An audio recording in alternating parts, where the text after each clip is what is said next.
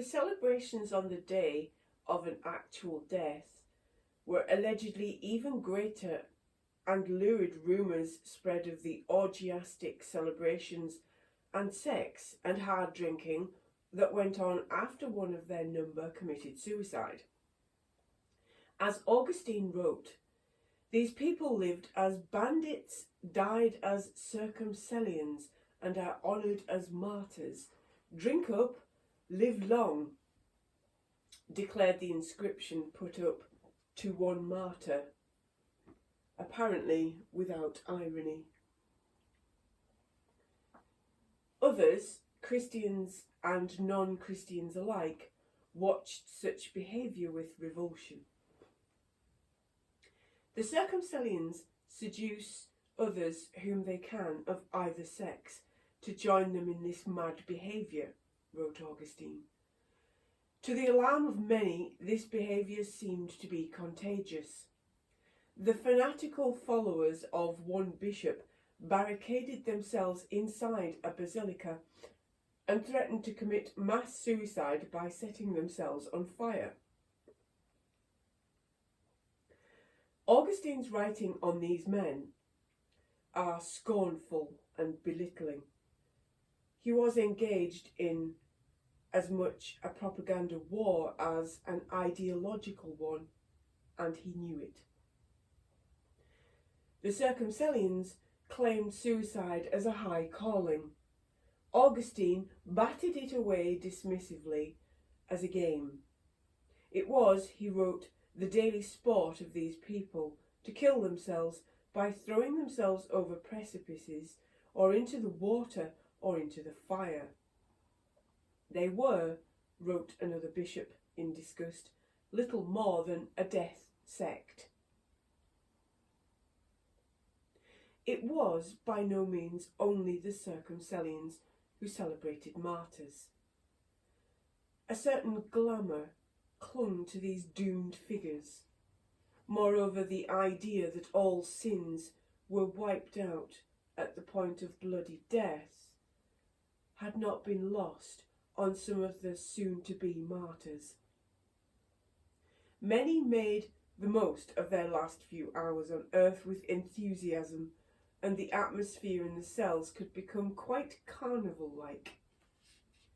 To the consternation of watching bishops, one observed with groans and sorrow how he and others had witnessed frauds and fornications and adulteries among those condemned to death. Pliny the Younger's letters throw other martyrdom tropes into question. The climax of the first part of each martyr story is usually when the Roman official tries to tempt the Christians before him to sacrifice to the Roman gods. Martyr narratives present such attempts as proof of demonic possession. The Romans are trying to force the Christians to worship at the altars of the devils. And indeed Pliny did bring accused Christians before him and request that they make offerings to a statue of Trajan. He also asked each one if they were Christian. If they admitted it, he, as happens in many martyr tales, asked them again and again, and warned them of the punishments that await them as he did so. If they persisted in calling themselves Christian, he ordered them to be executed. Superficially, then, Pliny bears some resemblance to the governor of martyrology. But read his letter closely and a different picture emerges. The reason Pliny was writing to Trajan at all was because the numbers involved in this charge were proliferating. The archetypal Roman governor would no doubt have delighted in this ripe harvest of Christians. Pliny, by contrast, is distressed. "I have therefore postponed any further examination and hastened to consult you," he writes. "The question seems to me to be worthy of your consideration, especially in view of the number of persons endangered. for a great many individuals of every age and class, both men and women, are being brought to trial. The adjective he uses for the people in front of him is telling. Pliny doesn't consider these Christians being dragged before him as wicked or wrong or impious. He is not bellowing at them or eyeing them salaciously or terrorising them. He sees them as periclitantium, in danger. He is, of course, the agent of that peril, and if pushed, will put them to death. They are disrupting the peace in his province, and it is his job to restore that peace. Nevertheless, the strong implication in the letter is that Pliny, like Arrius Antonius, would really rather not execute large numbers of people. Look at the martyr stories without the distorting lens of Christianity, and the Romans in them start to look very different. True, officials do indeed repeatedly ask Christians to sacrifice, but just for a moment disregard the Christian theory that this is because of demonic possession, and look instead at the reasons given by the officials themselves, and it becomes clear to these Romans in these tales want the Christians to sacrifice not because they want them to be damned in the next life, but because they want them to be saved in this one. They simply do not want to execute.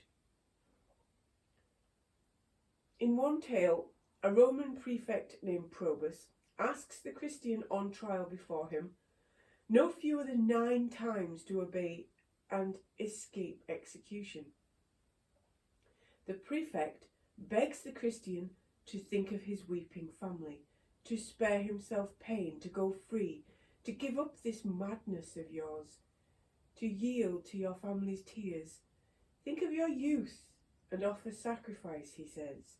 Spare yourself death. When the Christian refuses to budge, Probus tries one more time. At least offer sacrifice for the sake of your children.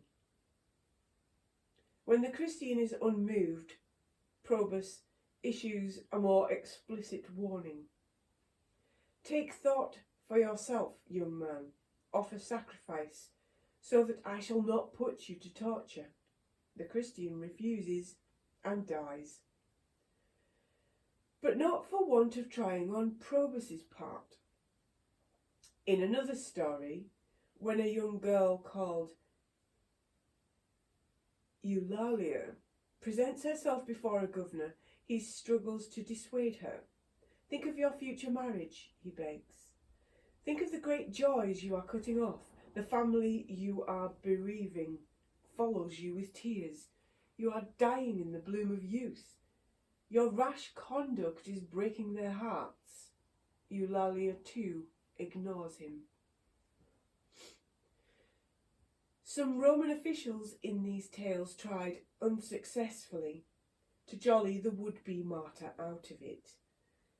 Cease this foolishness and be of good cheer with us, orders one. Another minister of Satan asks what person with intelligence would choose to relinquish this sweetest light and prefer death to it. It is a question that baffled many a Roman governor, as they asked, "Don't you see the beauty of this pleasant weather?" Exhorts another, "There will be no pleasure to come your way if you kill your own self, but listen to me and you will be saved." Perhaps this governor suggested the Christian before him needed a little more time, asking dampeningly if he wanted a few days to think about things. "I have been lenient with you," he tells the would-be martyr.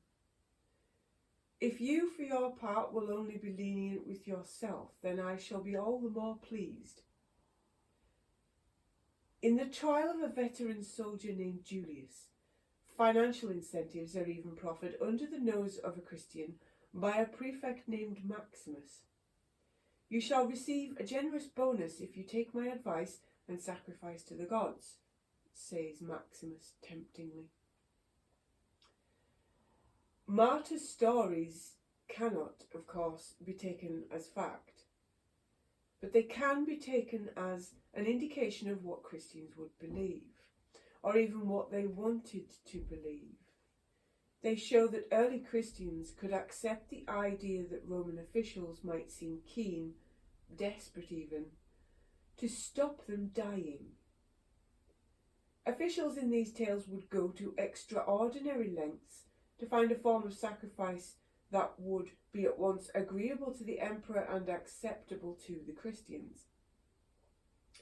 Realizing that Christians found full meat sacrifices repellent, officials also tried to tempt them with smaller acts of obedience. "Just put out your fingers," Eulalia's judge begs her, "and just touch a little of that incense, and you will escape cruel suffering." They also struggled to find verbal formulae that Christians would agree to say. In one tale, a prefect tells a Christian, "I will not tell you sacrifice.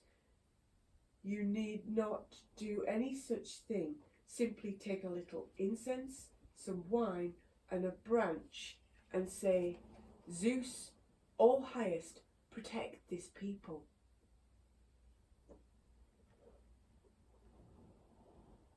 Maximus having offered that bribe to the soldier and soon-to-be martyr Julius, and been rebuffed, then thinks again and comes up with an almost Jesuitical solution to the problem. "If you think sacrifice is a sin," he suggests, "then let me take the blame. I'm the one who is forcing you, so that you may not give the impression of having consented voluntarily. Afterwards you can go home in peace. You will pick up your tenure bonus and no one will ever trouble you again." History supports this reading. In the Decian persecution, Christians who refused to sacrifice were given repeated opportunities to comply, and pre-announced dates gave ample opportunities to flee. In 303, Emperor Diocletian had allowed the clergy who sacrificed could be released.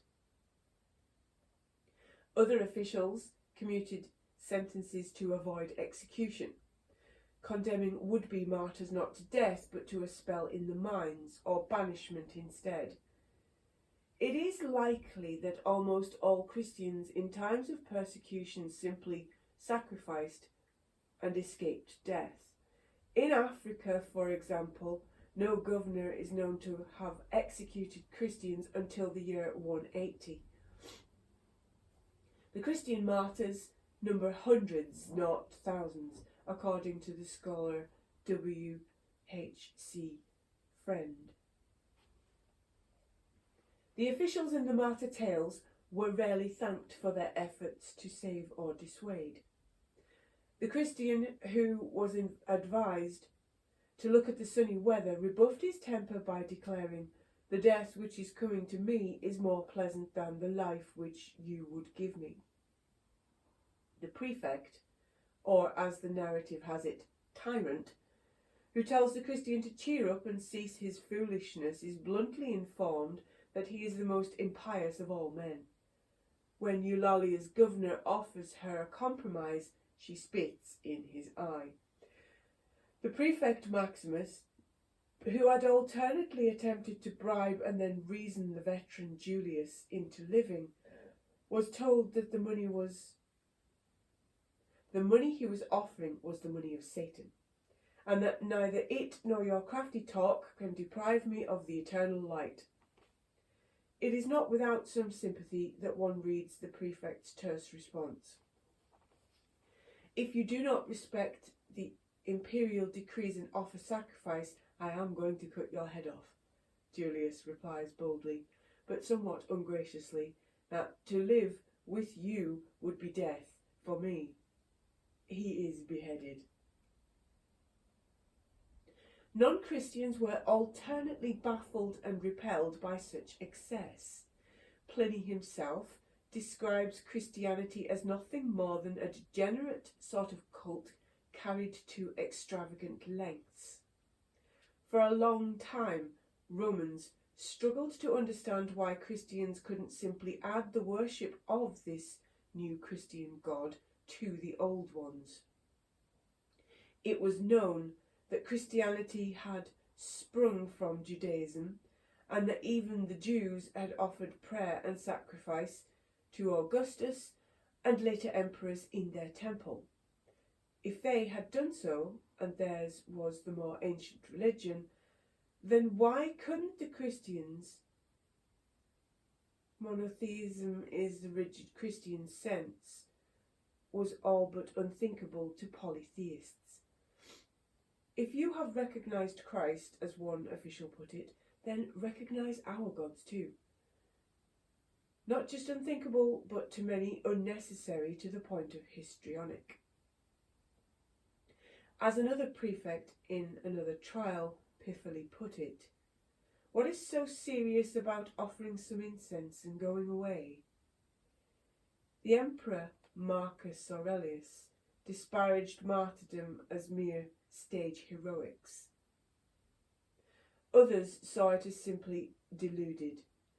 Lucian scornfully described the Christians as those poor wretches who have convinced themselves first and foremost that they are going to be immortal and live for all time, in consequence of which they despise death and even willingly give themselves into custody. What appears to irritate Pliny the Younger in those who remain firm is less the implicit disrespect to his gods than their actual disrespect to his authority. He has been explicitly sent to Bithynia to sort the province out. Now, because of Christianity, he is faced with a town teeming with informers and bristling with discontent, and with some rigidly intransigent witnesses who are refusing to honour the emperor. When Pliny puts them on trial, some recant while others remain firm. Those who do remain firm are, if Roman citizens sent to Rome, at astonishing expense and bureaucratic bother for trial. If they are not, they are executed. For as Pliny put it, whatever the nature of their admission, I'm convinced that their stubbornness and unshakable obstinacy ought not to go unpunished. To show contumacia, contempt or obstinacy before a magistrate, was itself a punishable crime, and one that Christians frequently either committed explicitly or teetered upon the edge of. Romans often found the Christians offensively irritating in court, not without reason. If the acts of the martyrs are to be believed, the Christians spat metaphorically and literally in the face of Roman legal process. In one famous trial, a martyr named Sanctus responded to every question with, "I am a Christian." A Christian author records the events with great approbation. With such determination did he stand up to their onslaughts that he would not tell them his own name, race and birthplace, or whether he was a slave or free. To every question he replied in Latin, "I am a Christian."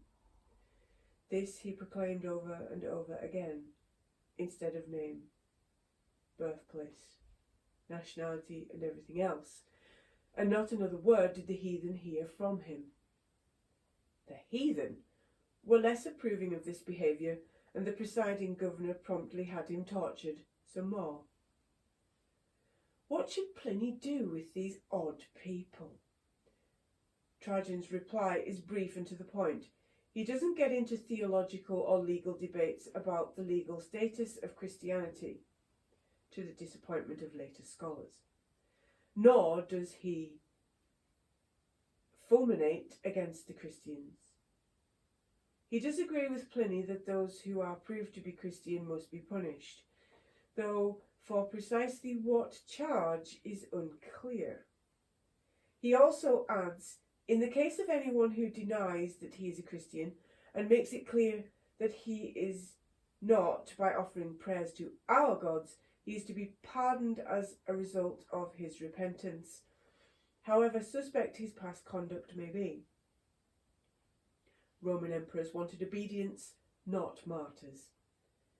They had absolutely no wish to open windows into men's souls or to control what went on there. That would be a Christian innovation.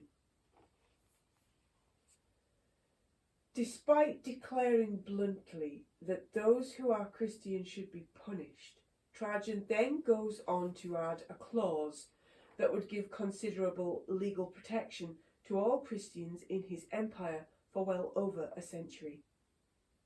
For Trajan is absolutely adamant that those unpleasant denunciations that started all this off should not happen again. Pamphlets circulated anonymously must play no part in any accusation, he writes. They create the worst sort of precedent and are quite out of keeping with the spirit of our age. And nor should Pliny take it upon himself to root out Christians. In a line that should be far better known than it is, Trajan adds these three simple but powerful words: Conquerendi non sunt. These people must not be hunted out.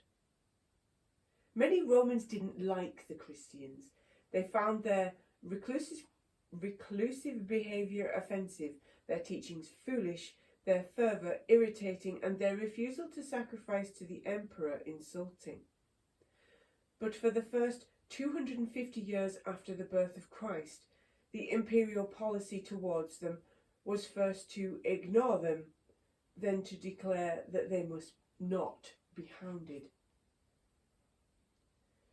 In the encounter between the Christians and the Romans, it is the former who are almost without fail remembered as the oppressed, and the latter as the oppressors. Yet, apart from Nero, it was almost 2.5 centuries before emperors became involved in prosecutions of Christians, and even then, as we have seen, these prosecutions were brief. This was a grace and liberty that the Christians would decline to show to other religions when they finally gained control. A little over 10 years after the newly Christian Constantine took power, it is said that laws began to be passed restricting the pollutions of idolatry. During Constantine's own reign, it seems to have been decreed that no one should presume to set up cult objects or practice divination or other occult arts, or even to sacrifice at all. Less than 50 years after Constantine, the death penalty was announced for anyone who dared to sacrifice. A little over a century later, in AD 423, the Christian government announced that any pagans who still survived were to be suppressed, though it added confidently and ominously, "We now believe that there are none."